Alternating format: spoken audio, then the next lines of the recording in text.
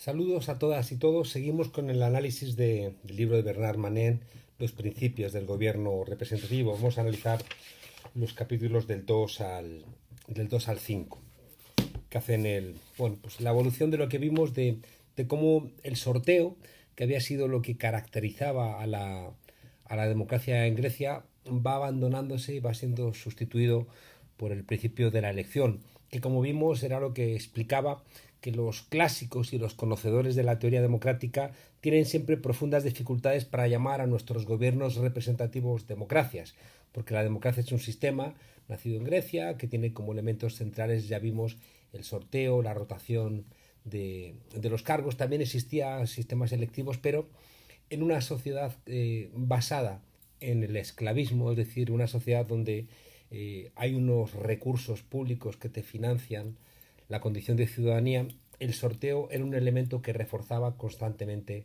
el demos, y por eso los dos principios vimos de la isonomía, de la igualdad ante la ley, que llega hasta hoy, y el de la isegoría, el de la libertad de expresar los puntos de vista en el ágora, que es algo que fuimos perdiendo. Bueno, cuenta Bernard Manet que el sorteo es una institución profundamente también republicana. Hay que entenderlo que es una institución propia de comunidades donde no existe un rey, ¿no? Por ejemplo, en Venecia existió hasta 1792. Hay tres grandes autores que consideran la idea del sorteo, y es muy importante porque después, cuando en la Revolución Francesa empiezan a discutir cómo organizarse, estos autores funcionan como el canon, ¿no? Funcionan como los referentes, y que por tanto también nos ayudan a explicar algo que no siempre es evidente, ¿no? Y es cómo, bueno, pues determinados autores son importantes porque son capaces de cambiar, ¿no? La realidad, bueno, pues porque la gente que opera, los políticos, los activistas, bueno, pues los leen, y a través de eso, de sus ideas, al final, y con estos ejecutores, pues se construyen transformaciones reales, ¿no? Los tres autores son James Harrington, Montesquieu y Rousseau, ¿no? Que son de alguna manera los que van a inventar la idea del gobierno representativo, ¿no? Y que, bueno, evalúan el sorteo, lo respetaban el sorteo, pero al final se inclinan por sistemas electivos. Hay que recordar que en Roma, que no existía democracia, existía un sistema mixto donde había cónsules, magistrados, el Senado y lo que se llamaba la comitia. Es verdad que la fuente, sobre todo, que se refiere cuando se trabaja sobre el mundo romano es Polibio, que era griego, ¿no? Del siglo II antes de Cristo. Bueno, la idea aquí es que funciona en el mundo romano una constitución mixta, ¿no? Con esa herencia de Aristóteles, ¿no? Que después va a discutir con otros autores como Hobbes o como Bodino, porque ellos van a plantear que la soberanía es una e indivisible, ¿no? Entonces, esta idea de la constitución mixta, ¿no? Donde hay elementos monárquicos, hay elementos aristocráticos, hay elementos democráticos, bueno, pues al final es la que realmente conviene. En el mundo romano hay una idea que es interesante para leerla desde ahora, desde el siglo XXI, ¿no? Y es que, bueno, por un lado, diferenciaba entre las centurias en la organización política y las tribus, ¿no? Entonces ahí había una pequeña trampa, ya que las centurias tenían el mismo voto, pero estaban compuestas por menos gente, y eso hacía que las centurias, bueno, pues el voto valiera más, ¿no? Obviamente. Entonces, y, y la diferencia estaba en que en el mundo romano hacían una reserva de determinadas magistraturas a los llamados secuestres, ¿no? Siempre en el mundo griego y en el mundo romano, el poderte financiar tus propias armas, tus propios caballos, bueno, pues después vimos que en la ampliación del mundo griego, el poder remar, ¿no? En la fase imperial de Atenas, pues era también un elemento relevante. Bueno, la idea es que el pueblo elegía a los magistrados, pero no se podía incorporar a las magistraturas. No había en Roma un cierto ascensor social, pero era débil, ¿no? El magistrado convocaba, pero era la comitia, ¿no? Quien decidía las leyes. Es decir, que esos sectores populares se les concedía la posibilidad ya digo, de no estar en las altas magistraturas, pero sí de decidir acerca de las leyes. Y luego hay un elemento curioso, porque se mantiene la idea del sorteo, y es que las centurias votaban por un cierto orden, ¿no? Y entonces es interesante verificar que que primero, por el orden, el sorteo de quienes votaban primero se le empezó a dar un cierto carácter de predicción, ¿no? De manera que si el sorteo elegía que determinada centuria de las especiales pudiera expresar el sentido de su voto, eso iba a influir en el voto posterior, puesto que el sorteo ya había de alguna manera, ya digo, sobrenatural decidido, ¿no? El sentido del voto. De la misma manera, estas que se llamaban centurias con prerrogativas, servían para unificar, ¿no? Porque sobre todo uno de los elementos constantes en todo este tipo de decisiones es que las decisiones políticas no fragmenten, ¿no? Que no hayan logias, que no hayan grupos, que no hayan facciones que, que fragmenten, ¿no? Entonces, claro, en ese sentido, estas centurias con prerrogativa del mundo romano, estas a las que se les permitía que expresaran su voto primero, bueno, al no poder echar la culpa sino a los dioses, bueno, pues al final pues te hacías cargo de la decisión y de alguna manera pues digamos que te fastidiabas, ¿no? Porque no vas a regañar a los dioses, ¿no? Porque estarías metiéndote con cosas profundas de la ciudad. Bien, conforme avanza el tiempo vemos que el sorteo va, decíamos, desapareciendo. Yo creo que es una cosa normal, ¿no? Sobre todo porque decía que el sorteo es un elemento muy vinculado a pequeñas comunidades donde los esclavos están manteniéndote, ¿no? Y por tanto, el sorteo tiene siempre un elemento de reforzamiento del nosotros, del demos, que desaparece de alguna manera cuando esa unificación económica no existe, porque deja paso a los sistemas feudales o a los sistemas capitalistas, donde de alguna manera todos tienen que buscarse la vida por sí mismos y esa idea de comunidad desaparece. Y por tanto, el sorteo, ahora lo vamos a ver, es un sistema que refuerza mucho la presunción de un demos previo, ¿no? Entonces, cuando hay un sorteo es porque se presupone que los que forman parte del sorteo, digamos, buscando una metáfora, es porque tienen el billete de la lotería, ¿no? Donde, o sea, porque de alguna manera están dentro, ¿no? De los que tienen derecho a estar dentro del sorteo, ¿no? Se merecen como ciudadanos ese sorteo y por tanto hay un refuerzo de nosotros, ¿no? Bien, el siguiente elemento que va a analizar Bernard Manin, que es muy relevante, es lo que llama el principio de distinción, ¿no? El principio de distinción tiene que ver con que si la legitimidad, ¿no? Venía, cuando ya el sorteo no funciona, del igual derecho de todos los miembros de una comunidad a consentir, claro, tienes que preguntarte realmente si ese derecho existe. Me explico, es decir, que la legitimidad política, el consentimiento político, ya no tiene lugar porque tú formes parte, ya digo, de ese sorteo, sino porque estás consintiendo, ¿no? Y entonces, claro, la pregunta es, bueno, ¿y todos consentimos igual? Bueno, pues es muy importante entender que es una característica del gobierno representativo, entender que los representantes siempre han sido socialmente superiores a quienes les elegían. Esa es la idea del principio de distinción, ¿no?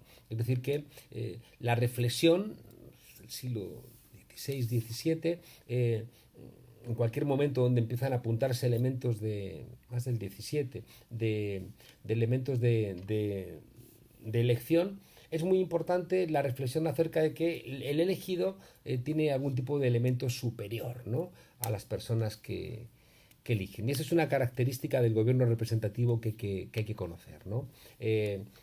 Hay, claro, tres grandes elementos de esta distinción, ¿no? Uno es el respeto social de la persona elegida. Es inimaginable que nadie vaya a elegir, ¿no? A alguien, no sé, borracho, bueno, que se sepa, ¿no? Que es borracho, drogadicto, pederasta.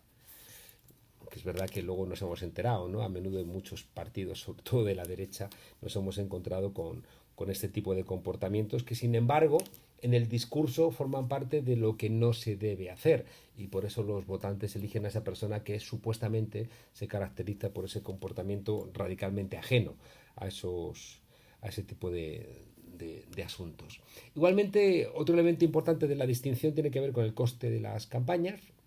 Y el tercero, bueno, pues imaginemos, ¿no? Es una cosa vinculada también al coste de las campañas, cómo se hacían cargo los que pedían el voto de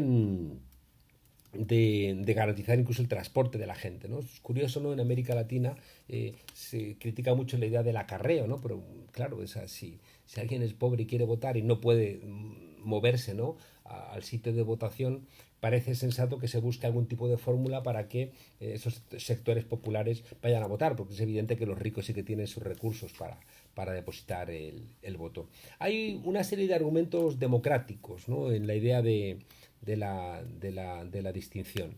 El primero, y que llegan hasta la actualidad, el primero es que los elegidos tengan dinero suficiente para que la corona no los comprara, ¿no? La corona o los ricos. Esto nos lleva a la reflexión de que es importante que los representantes tengan un sueldo decente, porque si no tienen un sueldo decente, pues parece evidente ya no solamente que vayan a participar en política, es decir, que si no tienes un monumento básico, obviamente no puedes ir al Parlamento y pasarte allí las horas y las horas y después tienes que desarrollar una jornada como panadero, ¿no? Para poderte financiar la vida. Entonces, no solamente es eso, sino también que tengas un sueldo suficiente para que las tentaciones de ser comprado por en aquel momento la corona, en los países monárquicos podría pensarse también que la corona indirectamente podría operar ese tipo de comportamientos, aunque no sería hoy la corona, serían los grupos, ¿no?, que se apoyan en la corona para mantener su statu quo, ¿no? Pero también es evidente que no te compren los ricos. Otra realidad también muy latinoamericana pasa con funcionarios, ¿no? Si el narco, por ejemplo, te puede pagar más de lo que te paga el Estado y con lo que te paga el Estado no llegas a fin de mes, bueno, pues entonces la posibilidad de que seas cooptado es muy alta, ¿no? Hay un elemento aquí que es importante establecer que en la Constitución norteamericana se suele decir que nunca se puso un umbral mínimo, ¿no?, para ser elegido. Aquí ya lo planteamos en vídeos anteriores, hay la diferenciación entre el sufragio activo y el sufragio pasivo, ¿no? El sufragio activo es el derecho a votar y el sufragio pasivo el derecho a que te voten. Entonces, en ambos casos había siempre una discusión, por ejemplo, de edad, ¿no? Para ser elegido tienes que ser más mayor, ¿no?, que para votar en la evolución histórica. Pero luego también hay un elemento importante en el caso de los Estados Unidos y de la Constitución norteamericana, que no se pusieron de acuerdo en cuál era el umbral mínimo, ¿no?, de riqueza para votar. Claro, la discusión era que la diferencia entre el este y el oeste, había claras diferencias de pobreza y de riqueza, ¿no? Y por tanto, en un país tan vasto era complicado llegar a un acuerdo y por eso no se incorporó, no, no es que fuera una decisión de filosofía o de justicia social, sino que, como dice Bernard Manet, fue una decisión de geografía. Bueno, el segundo elemento que es una constante que también llega hasta a la actualidad y que tiene que ver con esto del principio de distinción, es si los representantes y los representados tienen que parecerse, ¿no? O tienen que ser iguales, ¿no? Entonces, o sea, si tiene que ser el representante un espejo del representado, que eso es una discusión, bueno, pues amplia y que abre muchos ángulos, ¿no? Madison, uno de los padres del federalismo y por tanto de la Constitución norteamericana, es muy claro al respecto. Y dejadme que os lea uno de los textos de la página 146. Dice: el propósito de toda constitución política es o debe ser, primero, obtener como gobernantes a los hombres de mayor sabiduría o discernimiento y mayor virtud para perseguir el bien común de la sociedad. Y en segundo lugar, que tome las más eficaces precauciones para mantenerlos virtuosos mientras sigan conservando la confianza pública. La política característica del gobierno republicano es lograr gobernantes mediante elecciones. Esta forma de gobierno dispone de numerosos y diversos medios para evitar su degeneración. Y el más eficaz es la limitación del mandato, así como el de mantener una conveniente responsabilidad frente al pueblo, ¿no? Toda esta discusión, ¿no?, en el entorno de la Constitución norteamericana, bueno, pues de alguna manera está desembocando en algo que venimos diciendo, ¿no? Y es que el principio electivo, o sea, siempre que hay elecciones hay algún tipo de aristocracia, hay algún tipo de de elección de los que se presupone que son por razones de mérito, de riqueza o de lo que fuere, mejores, ¿no? Se puede resumir en la idea, en este principio de la distinción y con lo que acabamos de leer, ¿no? De lo que dice Madison, ¿no? Luego continúa planteando, diferenciando entre democracia y república, dice que las características definitorias de una república son la delegación del gobierno en un reducido grupo de ciudadanos elegido por el resto, siendo su efecto, por un lado, esta idea de elegir, recordemos que estamos superando la idea de sorteo, son por un lado refinar y extender las opiniones del pueblo, pasándolas a través de un órgano electo de ciudadanos, cuya sabiduría mejor puede discernir los verdaderos intereses de la nación y cuyo patriotismo y amor a la justicia tenga menos probabilidades de ser sacrificado por consideraciones temporales o parciales. En el fondo, lo que está planteándose así es que lo que conviene al pueblo no es la proximidad identitaria, sino la posibilidad de defender los intereses colectivos, muy propio, ¿no? de un grupo de propietarios, incluso con esclavos, ¿no? Como le ocurría prácticamente a todos los constituyentes norteamericanos, y que en su reflexión no había una idea de mantener la igualdad, puesto que se la estaban presuponiendo al ser todos propietarios, ¿no? Y quien no lo era porque no había querido y por tanto no merecía esa consideración, sino en el fondo lo que se estaba defendiendo era que el elegido tenía que ser el propietario, ¿no? En el fondo este es el corazón de esta idea de la distinción expresada, ¿no? En la Constitución norteamericana, pero también, ¿no? En la francesa, ¿no? Claro, fijémonos también que esto es una reflexión que lleva hasta ahora, ¿no? Toda la discusión sobre los cambios de circunscripciones que intentan los republicanos actuales, una parte de la discusión que ha habido, ¿no? Con la elección esta turbulenta, de Donald Trump contra Joe Biden, y es como las circunscripciones, conforme son más grandes, pues más dificulta del costo de poder ser elegido, ¿no? Y por tanto, si tú circunscribes, perdón, si tú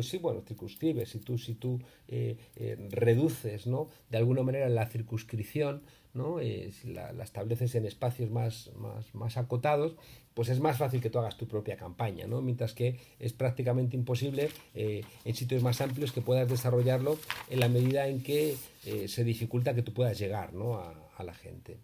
Bueno, ahí va a terminar, Bernard Manin planteando la idea de que hay una aristocracia democrática, es decir, que es una de las ideas importantes del libro, es como siempre que hay elecciones se produce algún tipo de aristocracia. Entonces, en el desarrollo, ¿no? Después de la Edad Media y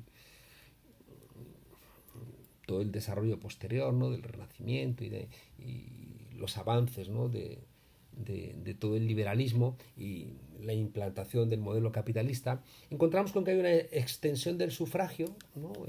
En todos los países, ¿no? Hay toda una discusión, sobre todo es muy del siglo XVIII, en España llega más tarde, es muy del XIX, ¿no? Con discusiones siempre de quién puede votar y quién puede ser votado, cuál es el nivel de renta, siempre con discusiones que lo que van a expresar son intereses de clase, ¿no? Por eso es casi imposible poder explicar el desarrollo de la democracia sin elementos de clase, porque es que son esenciales, ¿no? Y añadido a los elementos de clase, los elementos de raza, o sea, no, en el mundo griego no votaban, ¿no? Los metecos y por supuesto no votaban los esclavos, ¿no? Toda una discusión hasta el siglo bien entrado el siglo XX, ¿no?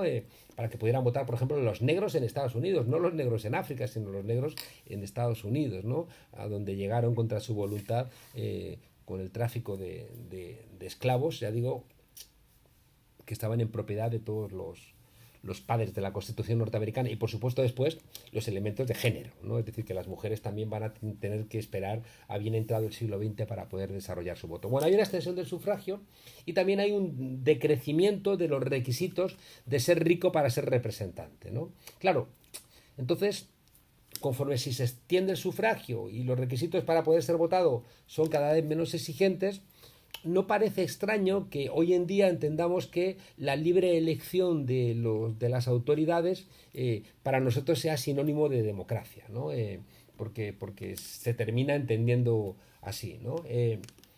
Son muy pocos los autores que fueron viendo que la elección per se, que era una cosa que se reclamaba, ¿no? Era una reclamación de los sectores populares. En cambio, no existía la reflexión de que la propia elección tiene un elemento aristocrático, ¿no? Entonces, ahí aparecen siempre autores lúcidos como Carl Smith, con el problema siempre de que se trataba de un tipo que apoyó, justificó y sostuvo el nazismo, pero que su astucia analítica pues nos hace tener que seguir refiriéndonos a él. Él es uno de los que se dio cuenta, ¿no? de que en la elección siempre había un elemento democrático.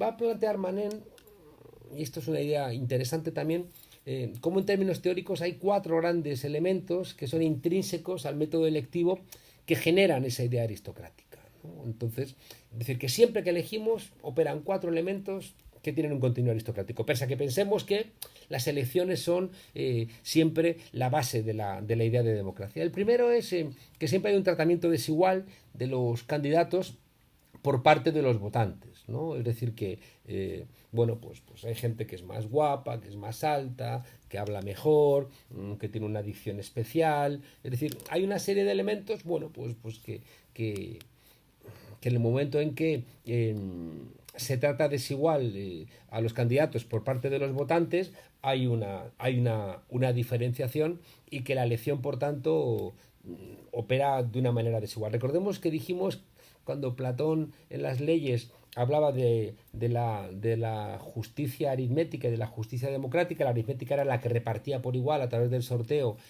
todas las decisiones, pero la geométrica él decía que era más complicada, que era un elemento de justicia más avanzado y que hacía falta la ayuda de Zeus, ¿no? Bueno, pues aquí igual, ¿no? Aquí pues la ayuda de Zeus por lo general son las construcciones de campañas electorales para convertir a un líder sin carisma o sin ningún tipo de interés popular, construirlo, ¿no? Como una persona muy deseable. Recientemente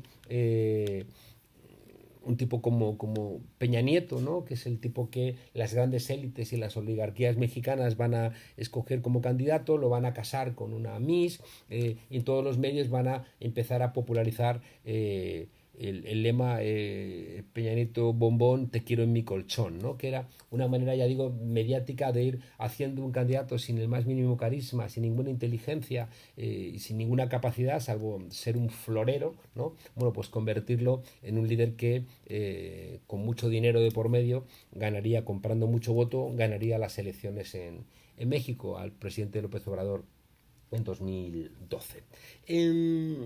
Esta idea de que hay un tratamiento desigual de los candidatos por parte de los votantes, bueno, pues genera también problemas que se pueden mirar desde otra perspectiva, ¿no? Y conviene que como politólogos sepamos que aquí hay otro elemento ligado a esto, que es que junto al sorteo, la elección, la herencia y la cooptación, hay otra forma de selección que es el examen, ¿no? Pensemos que bueno, el sorteo ya lo hemos visto en el mundo griego, la elección es algún cuerpo, ¿no? Que decide quién va a gobernar, quién va a tener alguna magistratura, algún cargo político. La herencia es términos monárquicos, como en España, ¿no? Que dice la Constitución que tienen que ser jefes del Estado solamente los herederos del rey Juan Carlos I, el que por cierto está en Abu Dhabi, ¿no? Medio huido de la justicia, y la cooptación, ¿no? La cooptación que hace referencia a que un sector, ¿no? Coopta a alguien que termina siendo copartícipe de los intereses del grupo que coopta. Bueno, pues sobre estos elementos hay otro añadido que conviene conocer, que es el examen. Es decir, que un corpus indirectamente examina a un candidato para ver si realmente sus cualidades son tales, ¿no? Y por tanto no se trata de que engañes a alguien a través de los medios de comunicación o de que seas capaz de presentarte mejor de lo que eres, ¿no? Por ejemplo, comprándote títulos, como vimos que hizo Pablo Casado, ¿no? O Cristina Cifuentes, ¿no? Esa voluntad, sobre todo, ya digo, no solamente de la derecha, ¿no? De los partidos socialdemócratas, claro, pero esa voluntad de diferenciarte y pensar que eres mejor que el pueblo o presentarte como mejor que el pueblo porque tienes estudios, ¿no? En otras universidades es una cosa muy típica, ¿no? En América Latina, de ser licenciado, ser doctor y ya, claro, haber estudiado en Estados Unidos, pues parece que de alguna manera te está otorgando un elemento de distinción, bueno, que te hace acreedor de ser representante, ¿no? Y no ese pueblo inculto que no tiene una carrera electoral. Lo hemos planteado alguna vez. La propia figura del Estado, en el momento en que para ser funcionario del Estado tienes que tener una carrera, ahí se está haciendo un corte muy muy claro entre la gente que tiene una carrera universitaria y que no la tiene. Es un elemento de diferenciación clara de la existencia de los estados nacionales. Bien, por tanto hay un tratamiento desigual de los candidatos por parte de los votantes, un elemento intrínseco teórico de cómo la elección genera una diferenciación. El segundo elemento es que distinguir a los candidatos porque existe una selección tiene que ver con que elegir es optar. O sea, cuando tú eliges, optas, ¿no? Y entonces, en el momento en que optas, estás distinguiendo entre los candidatos. Y ahí, claro, en esa distinción entre candidatos, estás buscando algún tipo de cualidades, algunos de los rasgos especiales, ¿no? Cuenta Manen que la idea de elección y élite tiene que ver con legere, con leer, con escoger, y tiene la misma raíz, ¿no? Elección y élite, la élite son los elegidos, ¿no? Y, y por eso, de alguna manera, en el propio nombre y en la propia evolución de la palabra hay esa idea, ¿no? de aristocratismo, ¿no? De aristocracia. Hay, hay en el hecho de que eres elegido te conviertes en una élite, ¿no? Y al final hay como un alejamiento claro del pueblo. Claro, hay una paradoja al respecto, ¿no? Que al final, que es una cosa también curiosa, por un lado parece haber una presunción de que quien elige al que se parece al pueblo, pero por otro lado se elige al que no se parece al pueblo. Es decir, se elige a quien tiene una cualidad ajena al pueblo, ¿no? Ha ocurrido mucho en no votar a alguien que tenga tu misma renta, sino a votar a alguien que tiene más renta presuponiendo que va a gestionar mejor porque no va a robar, ¿no? Aunque en España tenemos el caso de las tarjetas black, donde todos los que robaron, bueno, pues eran gente con una posición económica bastante asentada. Un tercer elemento eh, de la elección es que la preeminencia te otorga una ventaja al llamar la atención. Es decir, en la elección, pensemos en las campañas electorales, son momentos en donde se busca que alguien destaque, ¿no? Que alguien llame la atención, ¿no? Claro, es verdad que las campañas electorales sirven para que se conozcan los candidatos, pero también tenemos el problema de que las campañas electorales son muy caras, ¿no? Entonces, por un lado hace falta que los partidos políticos son los únicos que pueden hacer campañas electorales para los humildes, porque los ricos pueden tener sus medios de comunicación, sus periódicos, contratar a gente, ¿no? Para transmitir las ideas, pero en cambio la gente que es humilde o tenía un partido político o no puede avanzar, ¿no? Y por eso siempre se repite que los partidos políticos hacen falta a la gente humilde, mientras que los ricos pues les hacen menos falta porque tienen otros instrumentos para conseguir el mismo efecto, ¿no? Claro, pensemos que esto es una condición no igualitaria de la elección en la medida en que propagar la información, diseminar la información, dice Manen, pues es muy caro, ¿no? Igual que haría falta un partido, hoy estaríamos pensando en que no basta con tener un partido, ¿no? Que seguramente necesitas también televisión, presencia en redes sociales. Veamos cómo los partidos de la derecha, por ejemplo, están ganando elecciones porque ya están en las redes sociales, ¿no? Toda la discusión acerca del Big Data, toda la discusión acerca de gastar muchísimo dinero para poder mandar mensajes personalizados a través de Facebook, de Instagram, de TikTok, de Twitter, bueno, pues es una ventaja sustancial, ¿no? Que en el fondo lo que está haciendo es, en ese elemento de distinción, darle una ventaja desorbitante a los que tienen más dinero. Aquí hay un elemento importante, ¿no? Y al final tiene que ver con la desigualdad con la desigualdad que genera las elecciones, ¿no? Y ahí, una vez más, es Carl Smith el que va a acertar a entender que la elección tiene siempre una dualidad y es lo que la hace tan fuerte, ¿no? Tiene la dualidad, por un lado, de generar identidad, hay gente que ve a la elección como el principio democrático por esencia, porque es una identidad entre el votante y el votado, ¿no? Y por otro lado también tiene un elemento claro de representación, ¿no? Que es lo que tiene que ver con el gobierno representativo. Votas a representantes que te representan y por tanto, como decía Rousseau, se representa lo que no está presente. Carl Schmitt va a plantear una reflexión en el libro de Manet muy interesante. Ya digo, da un poco rabia, ¿no?, que sea un nazi quien tuviera esta lucidez, pero también es una explicación de cómo la ciencia política, bueno, pues ha sido muy sistémica, ¿no? Y cómo la ciencia política o el derecho constitucional, bueno, pues siempre ha estado muy, muy vinculado a los intereses de las élites. Dice Carl Schmitt, ¿no?, en Verfassungslehre, en la teoría de la Constitución, dice, en comparación con el sorteo, como dicen con razón Aristóteles y Platón, la designación por elección es un método aristocrático, pero en comparación con el nombramiento por una instancia superior o con una determinación en vías hereditarias, como la monarquía, puede aparecer como algo democrático. En la elección se encuentran las dos posibilidades. Interval, liegen, beiden Möglichkeiten. Las dos posibilidades son que puede tener el sentido aristocrático de una elevación del mejor y del jefe, o el sentido democrático de la designación de un agente, de un comisario, de un servidor. El elector puede aparecer frente al elegido como subordinado o como supraordinado. La elección puede ser un medio tanto del principio de representación como el de identidad. Es preciso discernir qué sentido tiene la elección en la realidad, in der Wirklichkeit, si ha de dar base a una representación auténtica. Entonces, si ha de dar base a una representación auténtica, es un medio para el principio aristocrático. Pero si significa tan solo la designación de un comisario, es decir, alguien que va a responder a lo que tú luego le obligues, si significa tan solo la designación de un comisario dependiente, entonces puede considerarse como un método específicamente democrático. Porque esto es muy importante, ¿no? Porque este carácter dual de la elección nos lleva a la idea de que el pueblo elige, pero también elige las élites. Es decir, que la idea de que esta condición dual, ¿no?, de las elecciones implica, que es una idea muy interesante, que los dos están contentos, ¿no? Están contentos tanto las